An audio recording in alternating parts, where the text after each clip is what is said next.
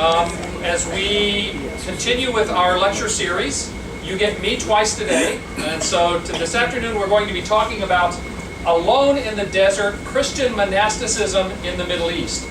This is especially in preparation for our visit in a few days to the Sinai Peninsula, which is over there. We're passing in between mainland of Egypt and the Sinai Peninsula. And someone was asking me earlier, the Sinai Peninsula is controlled, it is part of Egypt, it is controlled by Egypt, so we have a consistent presence on both sides in terms of Egyptian. But in the Sinai Peninsula, we will be having a chance when we stop at Sharm el-Sheikh to visit St. Catherine's Monastery, and we felt like it would be helpful for us to give you sort of a background. Most of us don't have a lot of exposure to monasticism. Why would people do that? Why do people go into the desert, give up marriage, give up any sort of physical relationship with and give up everything they own? And we want to talk about that a little bit, and then specifically to talk about St. Catherine's Monastery, so you'll have some idea what you're looking at when we get there. All right? Now, I want to start out by saying that virtually every religious tradition in the world has a monastic tradition. The saffron robes of Buddhist monks. This is a Hindu monk. Here we have a Jain monk, J-A-I-N. If you're not familiar with that, it's a fascinating religion. In fact, this also are Jain monks. Now, I don't know how well you can see that. If that looks like two naked guys, it's two naked guys. Oh. Because the strictest of the ascetics within the Jain religion are called Digambaras, which literally means sky-clad. And the Digambaras are so ascetic, give up so much, they don't even believe in owning clothes. And so they go around naked. And that's a standard part of the strictest, the Jains actually have some of the strictest ascetic or self-denial kind of beliefs in terms of their monastic order. And so the Digambaras wander around in India naked. And everyone understands that they are the ones most dedicated to their faith. We also have Taoist monks from China. There are Shinto monks from Japan, Shinto being the national religion of Japan. And I don't have any pictures, but I've got this jar and scroll here because in the ancient Jewish faith, there were two kinds of monastic orders, if you will. One of them were the Essenes. And you will have heard of the Essenes because they're the ones that wrote down the Dead Sea Scrolls.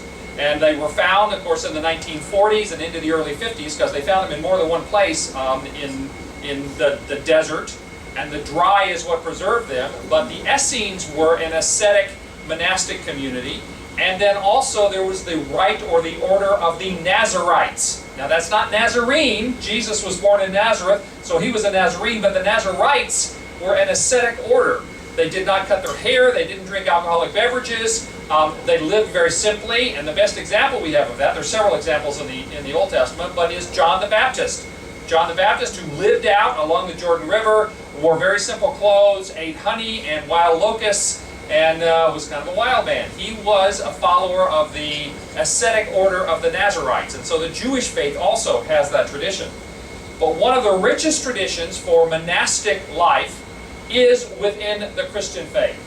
In particular, we're talking about that because the original home of monastic Christianity is Egypt. Monastic Christianity began in Egypt. And throughout the 2,000-year history of Christianity, monasticism has been a major influence. Now, the earliest Christian ascetics, or monks, now, and by the way, the word monk and monastic and monastery all come from the same Greek word, which is monachos, which is based on the same root as mono. And you know what mono means? Alone, single. Because the earliest monks lived a solitary life. They were the hermit monks, sometimes called anchorites or eremitic monks. Eremitic is where we get the word hermit. Hermit, okay? So here in Egypt, the earliest Christian monks began in the first 3 centuries during the time of the Roman persecution. The earliest of the monks in the first 4 centuries, wrote down some of their motivations, some of their experiences. They became known as the Desert Fathers or the Hermit Fathers. But they weren't just fathers. there were mothers as well. There were desert mothers. And in the writings of the Desert Fathers, there are several passages written by women. In fact, in the 4th century AD, now we're talking about the Christian era, one visitor to one region in Egypt said there were 30,000 monks and nuns living in just one region in Egypt. Now, 30,000, as we said earlier when we were talking about the Nabateans, 30,000 was a lot. That was more than the size of most cities at that time. The interesting thing is, the 30,000 number that's quoted, 2/3 of those were women who were living a monastic lifestyle in the desert. Again, the very first of those monks lived a completely solitary life. They actually had monks in Europe, anchorite monks they were called, and sometimes they would build a cell on the outside of a church and seal it up. There would just be one opening where food could be passed to this person, and they would live entirely by themselves in one room with a chamber pot, and they would spend their time in prayer and reading scripture, and people would come and ask them for spiritual guidance through that slot that they received food in. Well, once they started coming to the Egyptian desert, many of them would move to the outsides of towns. They would live in tombs, or they would live in huts that they would build on the outside of town. And then eventually, they began to move further and further out. This map, all of the places on this map, this is the Nile River, are all the locations of monasteries. Because while the first monks lived a solitary life, later on they started getting together and learning from each other. Somebody who had been there for many years and had lived a spiritual life on their own, other newer people who wanted to follow a monastic life would come and ask the experienced ones to help teach them, that they could learn from their previous experiences. Now, the original monastic person, by most people's estimation, now he was not the first monk, but Saint Anthony, Anthony the Great, is widely considered the most influential of all the early monks. He moved to the desert around 270 or 271 AD. Again, this is during the times of the Roman persecution. A lot of the monks were fleeing the persecution by the Roman Empire against Christianity. Now, Anthony's a fascinating guy because he was born quite wealthy. His parents were of means, and they died when he was about 20, and he inherited all their money, he and his younger sister.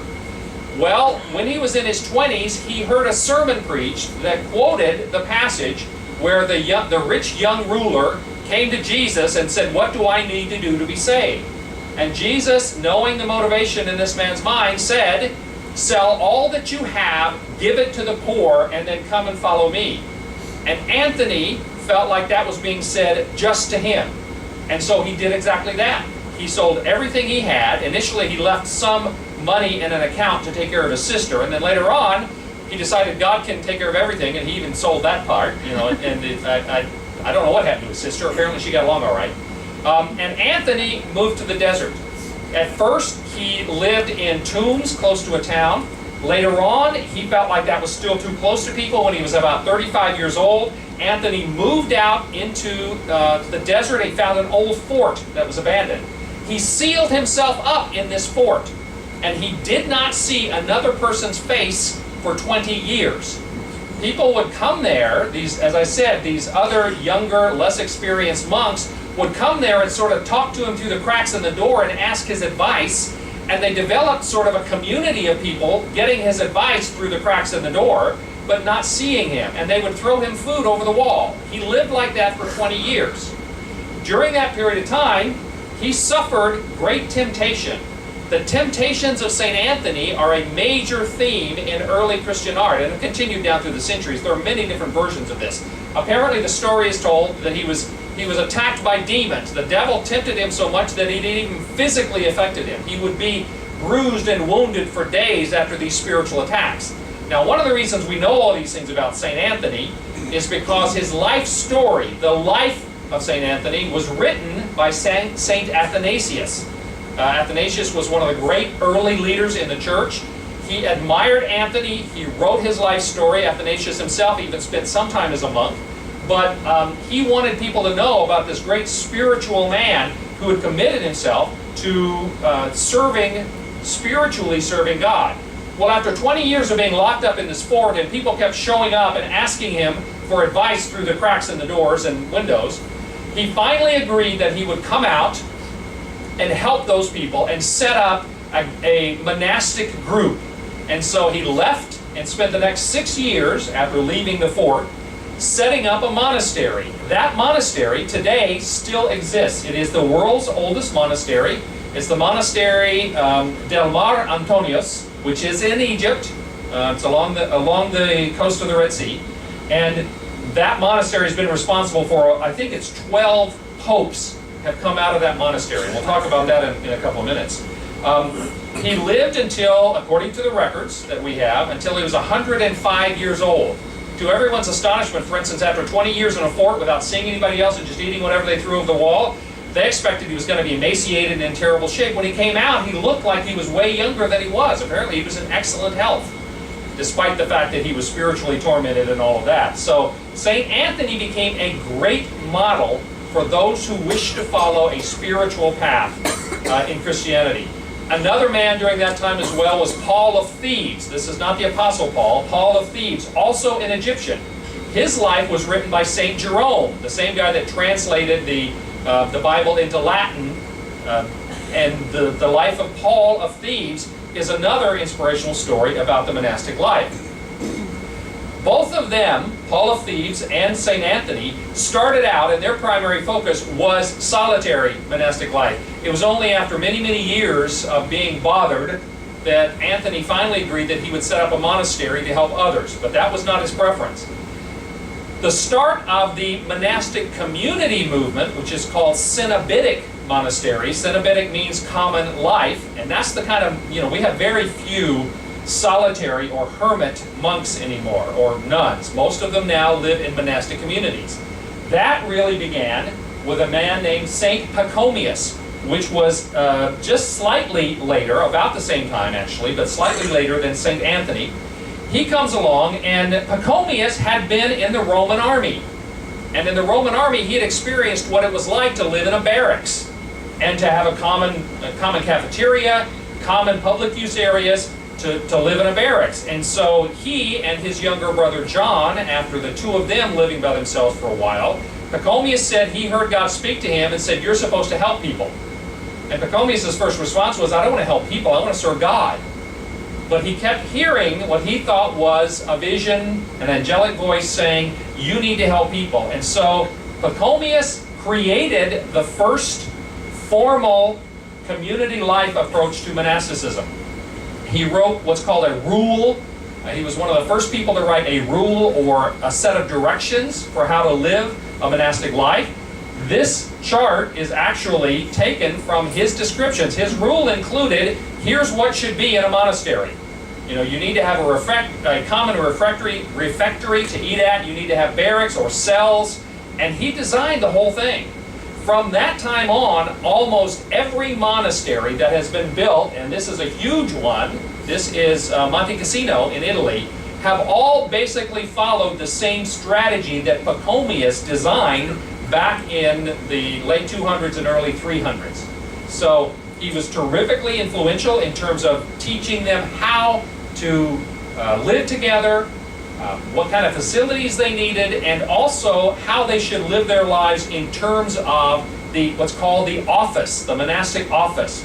How much time you spend in manual labor, which was part of it, how much time you spend in communal worship, that is, worshiping together, and how much time you should spend privately in prayer and spiritual study. So Pachomius really set all of that out. Anthony did so reluctantly. Pachomius really felt that God had called him to do that. Now, when we talk about Christian monasticism, it's important for us to realize that there are two different traditions, and they really are quite different. These are photographs, obviously, of various kinds of monks. The lower right hand is a good example of an Orthodox monk. The lower left, these are Catholic monks. The Roman Catholic tradition and the Orthodox tradition have developed very different ideas about what monasticism is. When we talk about St. Catherine's in a minute, it is an Orthodox monastery. Now, in the West, they spoke Latin. And the Roman Catholic Church in the West, which means in Europe, developed the Latin liturgy. They developed an approach to monasticism primarily based upon the rule, again, the set of instructions, of Saint Benedict. And that's why you have probably heard of Benedictines. The Benedictine monastic order follow the rule of Saint Benedict. In addition, there were a couple of reformed efforts, because the Benedictines got kind of sloppy after a while. The Cistercians, the Trappist monks, were both efforts to try to do a better job of the Benedictine order. Those were both Catholic. In the Catholic order, there were 3 obligations or vows that a monk would take, or a nun. Those were obedience.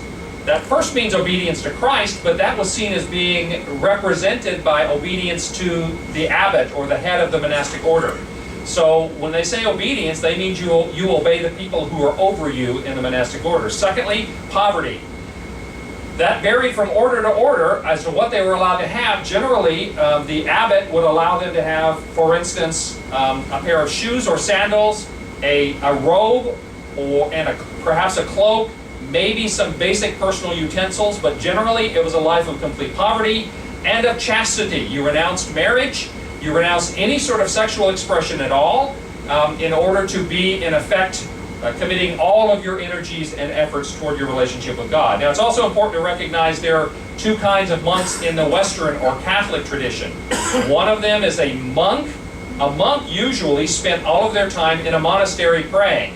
And then there are friars. You remember your story about Robin Hood, Friar Tuck, right? Friar Tuck made beer. The friars were a kind of monastic, or the kinds of monastic orders, and that includes the Franciscans, the Dominicans, the Carmelites. Their whole focus was serving the community, which Friar Tuck apparently thought making beer was part of that. The Belgian monks, for instance, were great for making beer. That's why you have such great, Belgian beer. Champagne was invented by Dom Perignon, right? Dom Perignon was a monk, because fermented beverages, since wine was used in communion, is always something that the monastic orders have specialized in.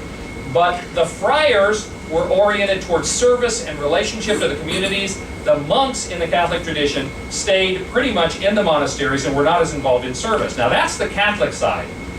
In the 11th century, there was the Great Schism between the Latin Western Church with its center in Rome and the Orthodox Eastern Church with its center in Constantinople, which is today, of course, called Istanbul. There actually were multiple sites of a major focus in the Eastern Church. Constantinople was one, Antioch was one, that was where Paul and Barnabas sort of based their operations. Jerusalem was kind of honorary, and then Alexandria where's Alexandria? In Egypt, which again is one of the reasons that Egypt has always been a center for this kind of Christian focus. Well, in the East, the Greek Orthodox focus, now whether you're talking about Russian Orthodox, Greek Orthodox, Oriental Orthodox, which is Coptic Orthodox Church in Egypt, whatever, the Orthodox Church has focused even more on the monastic tradition. Again, it began here. It began in the East, here in Egypt. In fact, there's a famous quote by St. John Climacus, who is a saint in the Orthodox Church. He said, "Angels are the light for monks, and monks are the light for laymen." They were to be the example.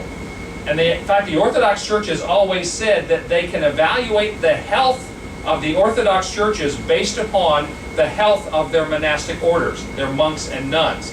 If they are disciplined and spiritual and godly, then the church is doing fine.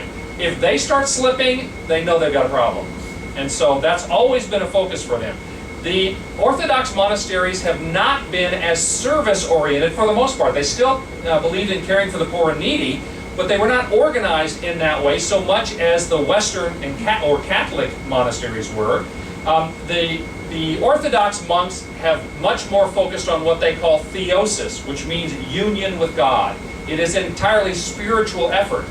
But that doesn't mean they don't care about the world. They felt like if they can grow closer to God through theosis, union with God, then their prayers can be one of the most powerful things that they can do for the rest of the world. Orthodox monks typically have little or no contact with the outside world. The last time Carolyn and I were on Patmos, which is an Orthodox monastery on the Isle of Patmos, the monastery of St. John, there were a couple of monks who were sort of cleaning up and everything, and they did not look happy with all these tourists being around, because as a rule, their focus is on their own spiritual life, not on interacting with the outside public. Also, while in the Western Orthodox monasteries, they always have a certain rule they follow. They follow the rule of St. Benedict or St. Augustine or others. In the East, the monasteries tend to be led by their own abbot or their own leader without following a unified kind of tradition. The focus, though, still is on communal worship within the monastery, on manual labor, both for its own benefit as well as the spiritual benefit of working, and then private prayer and study. Now, because monasteries have tended to be places where they go to get away from the rest of society, monasteries are quite often in very dramatic locations. Mount Athos and others, these are all Catholic monasteries, and you'll notice they're either in very remote locations or they're surrounded by high walls. You're going to see that when we look at images of St. Catherine's. Similarly, when you talk about Orthodox monasteries, they're either walled in or they're in very remote locations. And because they're in very remote locations, they're frequently quite beautiful. Of course, the lower right-hand side, the Orthodox half of Christianity has a much greater focus on icons, on iconography and images of that they venerate as representing divine images. All right? So, beautiful monasteries, and we are going to be visiting one of the oldest. St. Catherine's is not the oldest monastery. Again, that title belongs to the monastery of St. Anthony here in Egypt. But one of the oldest monasteries is St. Catherine's, and it is almost certainly the most famous of the monasteries for several reasons we'll talk about.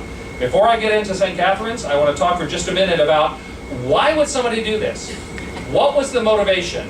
What was, especially back then, and what is today, the motivation for people to enter into a monastic life, to basically give up everything, familiar relationships, the place in society, to give up any financial reward, all of the things that so many people in the Western world especially think are the main focus of life.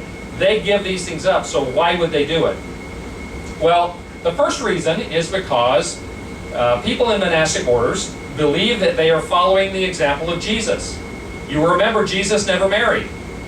Jesus, when regularly during his earthly ministry, he would go off either into the desert or into the hills when he was around Galilee to pray, to spend time in meditation and communion with God the Father.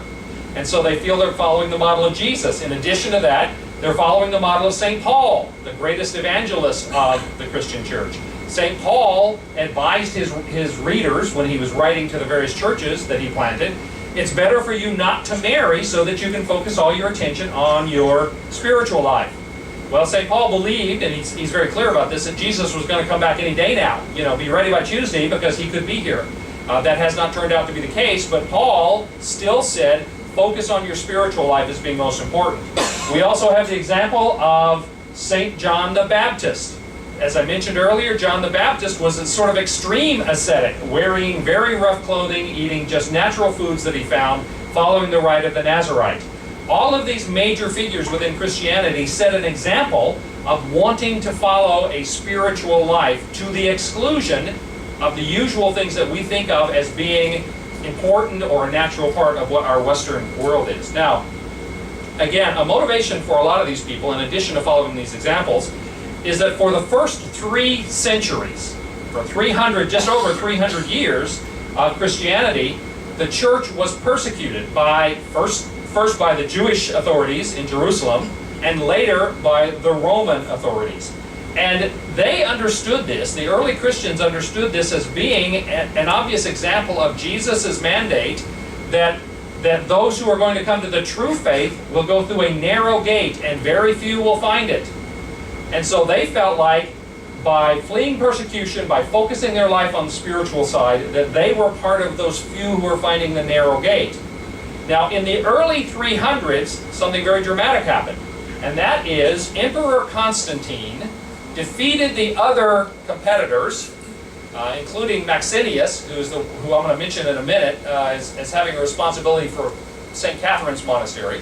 But the Emperor Constantine came along in the early 300s and became a Christian, and said that Christianity was legal now. It was acceptable. There would be no more persecution. Now, he didn't make it the official religion of the Roman world. That came later under Theodosius. But he did say that Christians not only were acceptable now, but they were favored. It was Constantine that called the first great council of the church in Nicaea in the 320s. And so Constantine comes along, and all of a sudden, it was no longer a case where if you were persecuted and serious about being a Christian, you had to flee persecution and spend your time in the desert.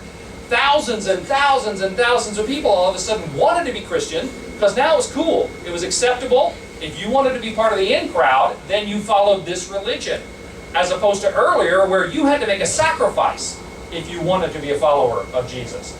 And so we ran very quickly into a problem that bishops were vying for the most powerful positions. This image, I don't even know what this actually represents, but this is sort of how a lot of people felt the church had gone. That bishops had all the bling. You know, they used gold utensils, they wore jewels and, golden threaded robes and all of that. Well, a lot of the people at that time thought this was the worst possible thing to happen in Christianity. That the idea that people who did it because of power or because it gave them wealth or it made them one of the people in the acceptable group. And in the 300s, after Constantine, there was a massive increase in the number of people who were fleeing this kind of attitude and wanting to become monks or nuns in the desert. And by the way, Egypt was the most popular place, but if any of you have been to central Turkey, Cappadocia was another place where a lot of people went for monastic, to get away, an ascetic life of monasticism. Some went to the Syrian desert, but Egypt continued to be the focal point. And people said, there's something wrong with the church when this is what it looks like, and so therefore we are going to make sure our spirituality is pure by going to the desert and becoming ascetic monks. All right? Many of them felt like they were doing that in order to overcome temptation, in order to no longer be victimized by the things that were drawing them into a worldly kind of situation. Now, the long-term result of that for the church was actually quite good. There were some struggles with some monks beginning to feel they were so spiritual that they wanted to take over. And we actually had riots in some of the Egyptian cities, Alexandria at one point, from monks who were so against the way the church was going. But the fact is that overall, the monastic orders did reintroduce, partly because of Athanasius and Jerome writing about people like Anthony the Great and Paul of Thebes, and talking about the spirituality of these people, they became an example. And they actually they were successful in reintroducing a better kind of serious spirituality back into the church. Now, there's some things people have a lot of trouble with today, in the Catholic Church especially, that came from monasticism, for instance, celibacy. The idea of priests not being able to marry. This is one of the big questions that keeps coming up, especially every time they get a new pope. Well, celibacy became sort of that was the linchpin in terms of serious spirituality. If you gave up married life, if you gave up sexual expression, then that was seen as one of the very important signs that you were serious about your spirituality. And because that's what the monks had done, eventually the whole Catholic Church decided that as that sign of spirituality, they were going to institute celibacy for the priests. Now, I will throw this out. There was a period in there where some priests and bishops were actually having themselves castrated in order to no longer have those problems. The Council of Nicaea said anybody that does that doesn't get to be a priest or a bishop. So that sort of extreme was absolutely rejected. But eventually they did say celibacy was going to be something that all of the leaders of the Catholic Church would practice. And it's because of the influence of monasticism, ultimately. Okay, now let's talk about, for a few minutes, St. Catherine's Monastery. St. Catherine's Monastery, as I said, is not the oldest, but it's one of the oldest continually operating monasteries. It was built between 548 and 565 AD by the Emperor Justinian. Can anybody tell me what other building Justinian is most famous for? The Hagia Sophia in Istanbul. If you have never been to Istanbul to see the Hagia Sophia, it's worth going. That building was built in the 500s and it will still knock your socks off.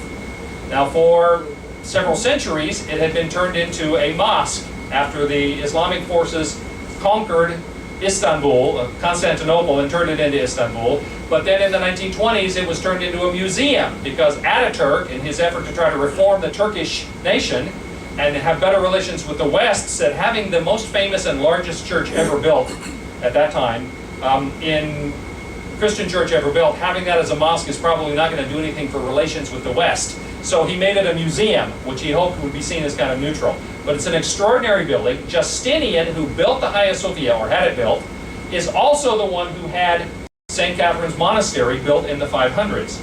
Again, it is one of the oldest of the monasteries. It is named St. Catherine's Monastery. Generally, that's what it's known as, but the official title is the Sacred Monastery of the God-trodden Mount Sinai. Mount Sinai, which is the mountain that St. Catherine's is built at the base of, is the traditional location of the burning bush that Moses saw when God called him to go back to Israel and free the Israelites from captivity in Egypt. It's the traditional site where Moses came back to after the Exodus to receive the law, the Ten Commandments, and the rest of the Jewish law. And so it has always been seen as one of the most important sites, actually in all three of the major monotheistic religions. This is a holy site to Jews, to Christians, and to Muslims. And I'm going to talk in a few minutes about the fact that Muhammad gave them special permission to continue there, and this is an issue that's been raised in recent times. Now, it's called St. Catherine's Monastery after Catherine of Alexandria. She was a Christian woman who was martyred in the 4th century. Tradition says that when she died, and she died under the persecution of Maxentius, the emperor in the early 300s that Constantine defeated in order to take over the Roman Empire. So she was martyred fairly late in the time period, in the early 300s, when there were still Christian martyrs. She traditionally was killed by being broken on a wheel. I'm not going to get into the details of how that worked, because it's pretty macabre. But that's why often when you see St. Catherine, or St. Catherine of Alexandria is her full title, she is often seen with a wheel in the image, because that's how she died. Now, the tradition says that after her death, the angels took her body from Alexandria, where she died, and transported it miraculously to Mount Sinai. And that then in the 800s, monks from the monastery of Sinai found her body. And it was from that point on that it was known as St. Catherine's Monastery in the vernacular. Again, the full title is the Sacred Monastery of the God-trodden Mount Sinai. The Orthodox Church venerates St. Catherine as one of the great martyrs. The Catholic Church sees her as one of the 14 holy helpers. Joan of Arc. You remember Joan of Arc, the French savior of the military? She claimed that she had saints come and visit her. Well, one of the primary ones that came and talked to her, Joan of Arc, was supposedly St. Catherine. And so there's a long tradition of her in both the Catholic and the Orthodox churches. Now, how did this end up being the place? We have to mention St. Helen, or St. Helena. She's called by both names. St. Helen was the mother of the Emperor Constantine. She was a Christian. And in fact, after Constantine became emperor and made Christianity okay for everyone, he named his mother, St. Helen, as imperatrix, meaning sort of co-emperor, which meant she had access to the whole budget of the Roman Empire. She used some of that money to travel down into Palestine, the Holy Land. And along the way, she identified the locations and the actual physical elements that were part of the greatest traditions of Christianity and Judaism. In fact, she is so highly held, Constantine and Helen, that the Orthodox celebrate a feast, and the feast, which is in May, is called the Feast of the Holy Great Sovereigns Constantine and Helen, equal to the Apostles. That's the name of the feast. Constantine and his mother are considered by the Orthodox Church to be equal to the 12 apostles of Jesus. Now, when she was traveling through the Holy Land, this is Israel and all the way down into the Sinai, she supposedly in Israel, or Jerusalem, identified where Jesus was born, the Church of the Nativity in Bethlehem, Helen was the one that decided that's where he was born and that's where to build the church. She's the one who identified where he was crucified. She was the one who identified, suppose, as we understand it, there's actually 2 locations now that they talk about maybe was the site of the crucifixion outside the walls of the old city in Jerusalem. She identified where Jesus was ascended from on the Mount of Olives, which there is now a Church of the Ascension there. She came down to Sinai and identified where the burning bush had occurred. And that's why Justinian built the monastery where he did, because Helen, St. Helen, said this was where it happened. She supposedly found the true cross of Jesus that he was crucified on. That's why she is always pictured with a cross. Now, the story is that she wanted to make sure she had the right one, and they found 3 crosses. So she had a very sick woman, a woman at the point of death, brought from the city of Jerusalem out there, and the woman touched one cross, nothing happened. She touched the second cross, nothing happened. She touched the 3rd cross, she was miraculously and instantaneously healed. So that's how Helen decided this is the true cross. And she ended up taking it back with her and divided it up. They say if you took all the slivers that are supposed to have come from the true cross, you could build a very large city.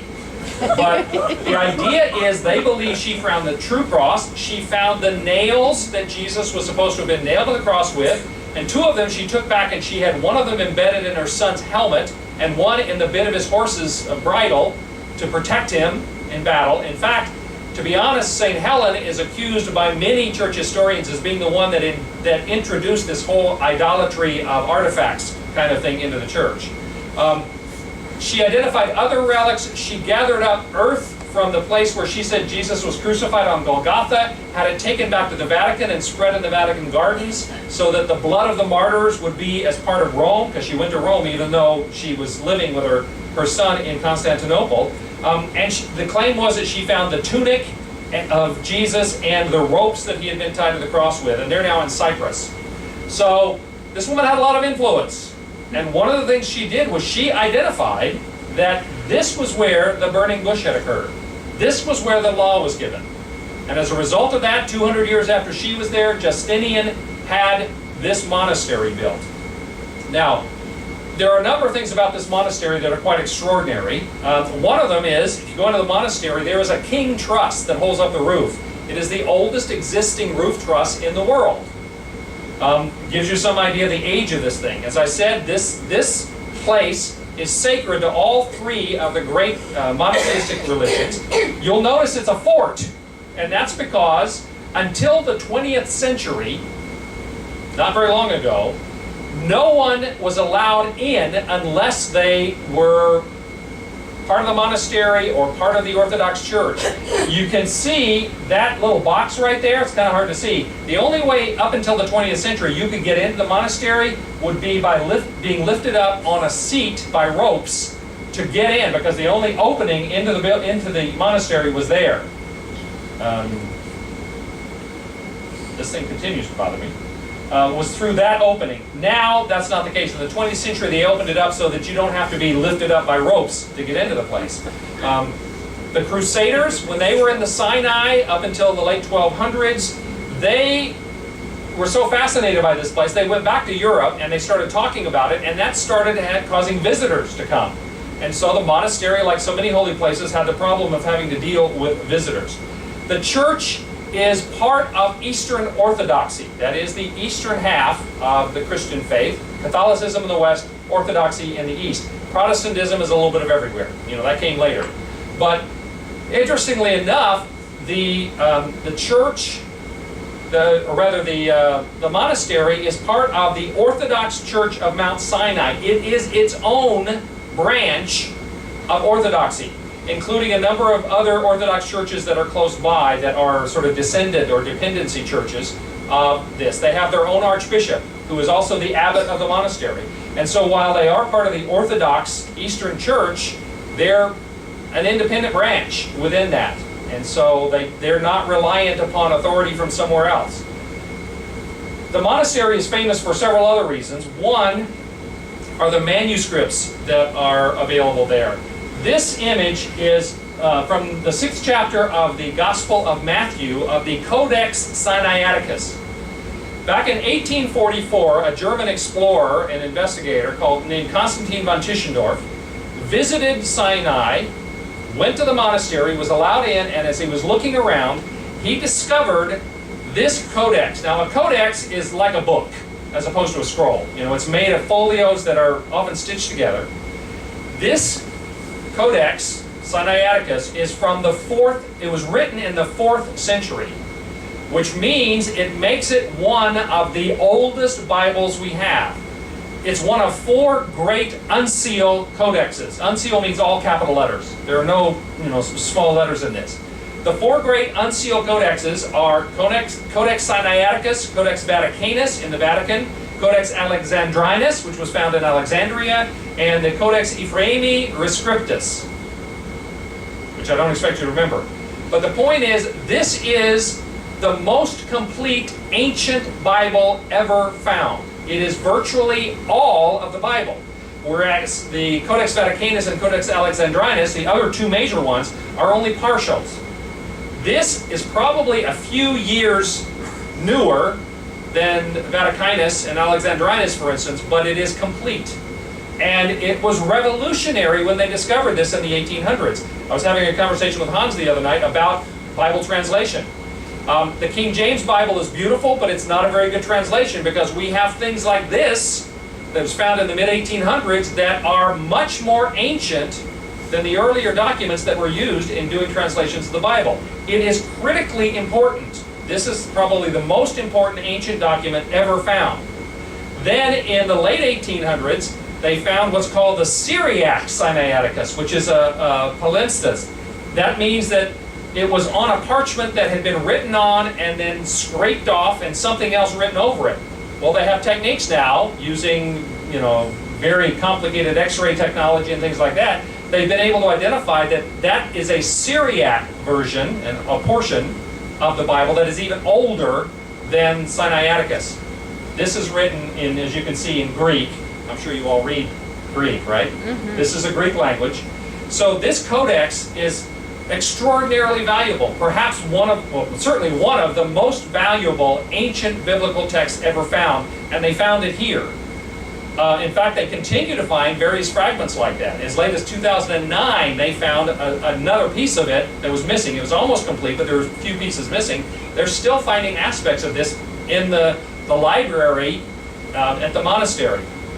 They have other documents as well. This is the Actinomy, which is called the Patent of Muhammad. It is a document written by the Prophet Muhammad, giving them permission to continue as a Christian monastery at Mount Sinai. That is supposedly his handprint on it. Now, since that time, whenever there have been more radical efforts within the Islamic faith to say you can't have a Christian monastery here at the base of Mount Sinai, which in the Sinai Peninsula is part of the Holy Land of the Islamic people, they whip this thing out and go, Muhammad said it was okay for us to be here. And they go, okay, fine. You don't trump Muhammad in the Islamic faith. And so this gives them permission to continue as a Christian monastery at the foot of Mount Sinai. There are a lot of other very ancient, very important documents, manuscripts there. Sinai is also, the monastery at Mount Sinai, St. Catherine's, is also where some of the most important ancient Christian art is maintained. They have mosaics. They have one of the very best collection of early icons. Now, the Christian faith in the East was based in Constantinople, the Byzantine Empire. Well, the Byzantine Empire went through a period in the 8th and then again in the 9th centuries, the period called the iconoclastic periods, which meant they had religious leaders who were going through and destroying all of the icons, all of the religious paintings and symbols.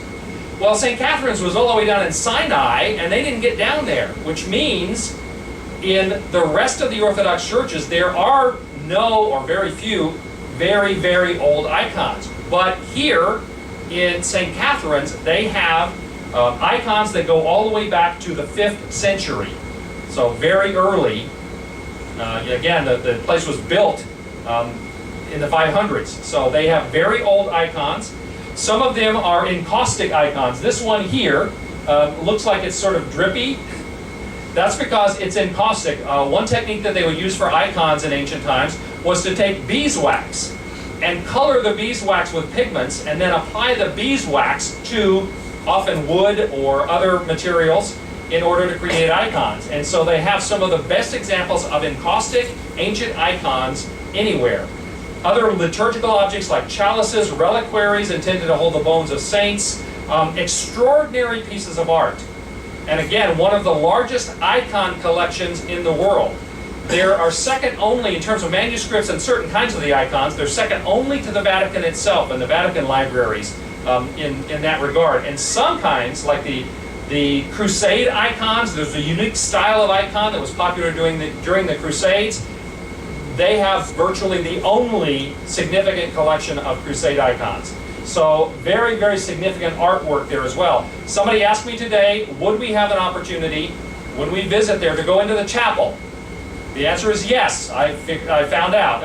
At some points in their history they have said if you're not Orthodox, Greek Orthodox, you're not allowed into the chapel. We are allowed into the chapel. There will be icons on display in the chapel.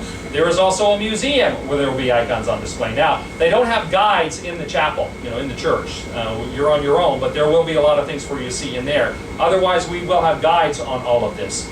And so this gives you sort of a lay of the land in terms of where it is at the base of Mount Sinai. Any questions about either monastic orders and how and why this came to be, or about St. Catherine's? I will do my best to answer any questions. Anyone? Yes? I'm curious how the Dead Sea Scrolls fit into this. Okay, how do the Dead Sea Scrolls fit into this? The Dead Sea Scrolls I mentioned earlier were a product of the Essene community. In the first century, around the time again of Jesus and Paul and these folks, there were four major parties, if you will, in Judaism. The Pharisees you've heard about. You probably heard about the Sadducees. The Zealots, one of Jesus' apostles, Simon the Zealot, they were ones who, from a religious motivation, wanted to throw the Romans out or anybody else that was in charge. And the fourth group were the Essenes. They were an apocalyptic, they expected the end of the world. They lived in a segregated, sort of monastic kind of community.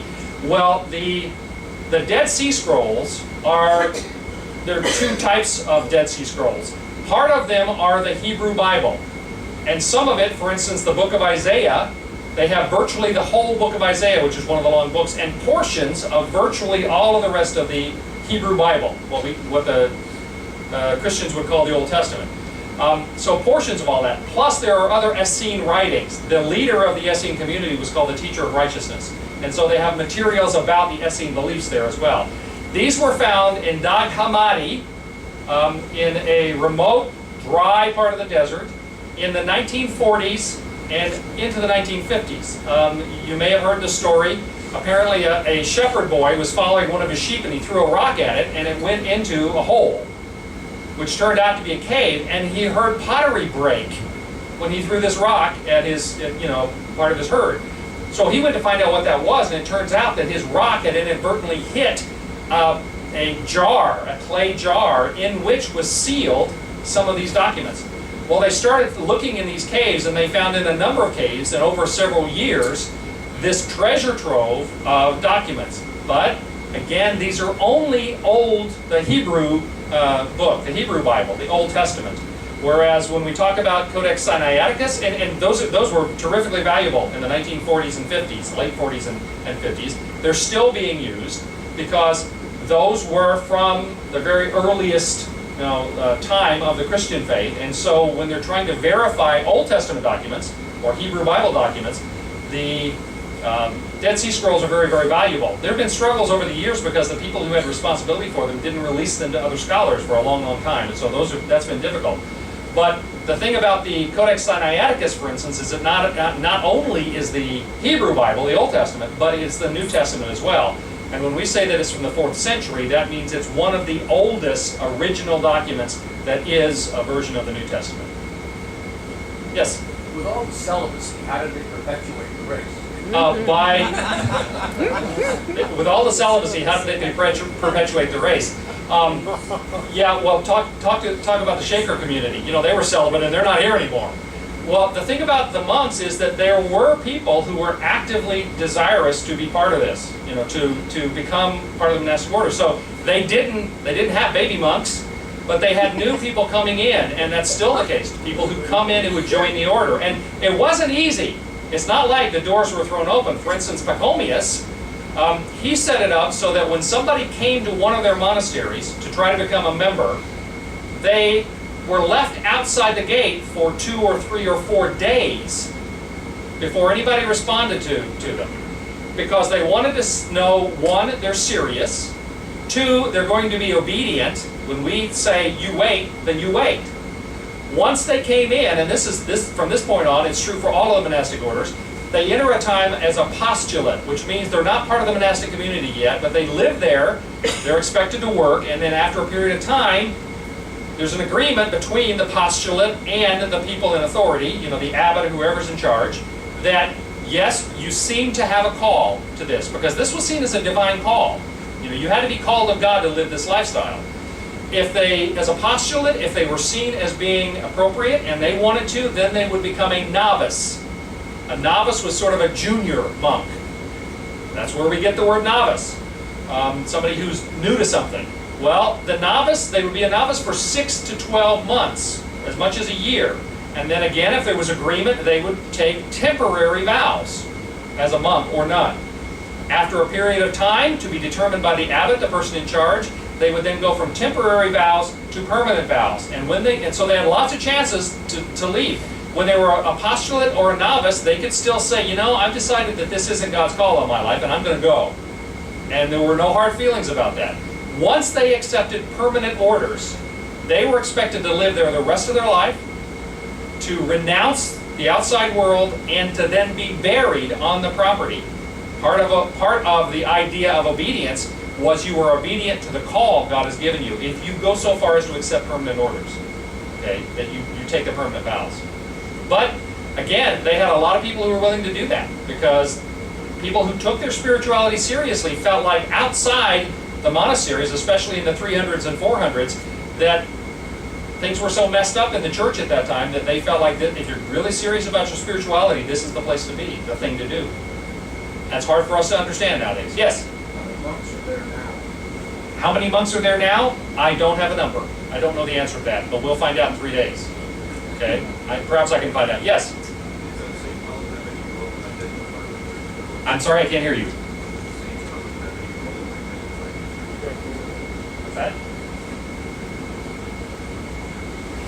Did St. Helen have any role in identifying the Church of the Holy Sepulchre? Yes, she did. In fact, what happened was, when she got there, the Emperor Hadrian, they were still rebuilding the city of Jerusalem after the destruction by the Romans, when Helen got there. And Hadrian had come in, the Emperor Hadrian, and he had had a temple, and there's some question as to whether it was a temple to Jupiter or a temple to Venus. She had that torn down, and the reason Hadrian supposedly built it there is because he was trying to obliterate this Christian site. And she had it torn down and built the Church of the Holy Sepulchre on the place that she believed that Jesus was buried. The Church of the Holy Sepulchre is his burial place. So yes, she was responsible for that as well. There's very few places that you'll go in and around Jerusalem or the Holy Land that Helen is not the one who said, right there, that's where it happened. Okay? And they built churches there, and because she had access to the budget of the whole Roman Empire, if she said, build a basilica right there, they built a basilica right there. There probably would have been nobody else who had both the authority and the resources to have done all the things that she did in that regard. Yes?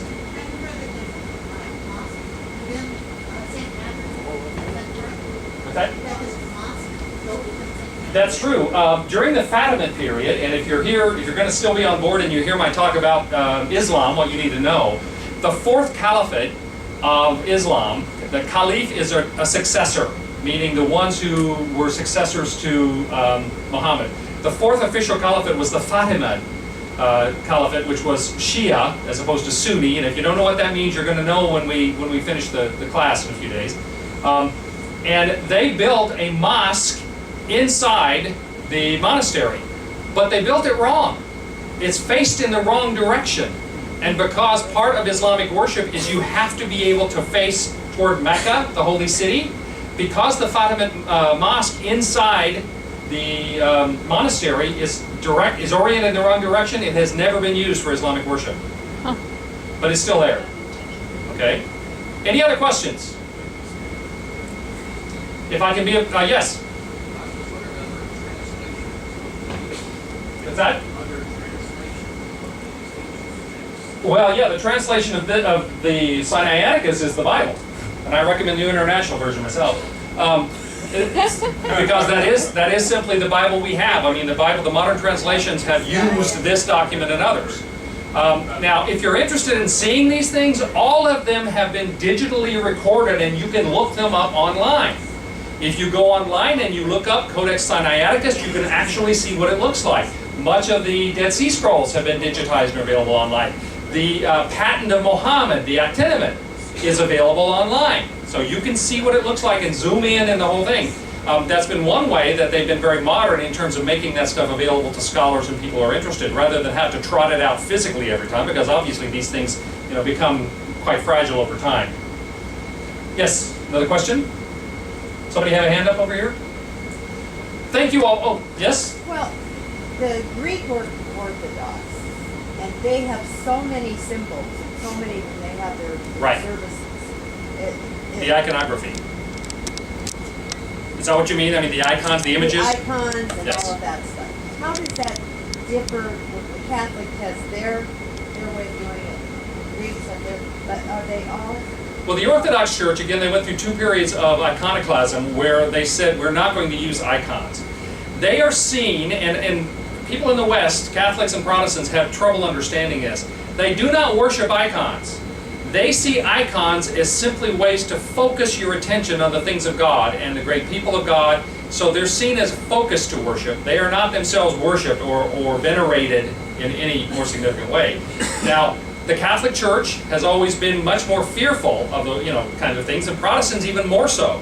So we don't have icons as a focal point for our worship. But again, the Orthodox churches would say they don't worship them, they simply focus them. They can focus their attention on the things of God. Now, when you say Orthodox, there's a lot of different flavors of Orthodox. I mentioned that the monastery of St. Catherine's is its own segment. It is the Orthodox Church of Mount Sinai, is what it's called. There is the Eastern Orthodox churches, which include the big ones, the Greek Orthodox, the Russian Orthodox, etc. Then there is the Oriental Orthodox branch, which includes things like the Ethiopian Orthodox, the Armenian Orthodox, etc. I think the Armenian is part of the Eastern Orthodox. And then you have smaller ones like the Orthodox, the Orthodox Order of Mount Sinai. So there's a lot of different flavors in that. Just like when you talk about Protestantism, you've got Baptists and Methodists and Presbyterians and all sorts of things, all of them underneath that umbrella. The same thing is true in Orthodoxy. Catholicism is a little bit different in that all of that is much more unified within Catholicism because there's much more of a central authority. While there is a patriarch in Istanbul, Constantinople, who is nominally the head of the Orthodox churches, he does not have the level of authority over Orthodoxy in the same way that the Pope does over Catholicism. Okay? A couple more questions. Yes? Where the Copts from? The Coptic Church is Egyptian. The early Egyptian Christian churches was the Coptic Church. It still is today. There are Coptic monasteries. The Copts actually, as a people, were sort of the lower echelon of people in Egypt. And so Christianity, when it came in, there was a strong motivation for those who were sort of suppressed in society to see this. Remember I talked earlier about faith and culture, that this was seen as a doctrine of hope, and people were excited about that. Well, the same thing was true, and so the Coptic Church is part of the Orthodox Church, the Greek Church, but it is a small segment of it. And one more question, then I'm going to let you all go. Would somebody else have their hand up? Okay. Thank you all very much. I appreciate it. So let's go to the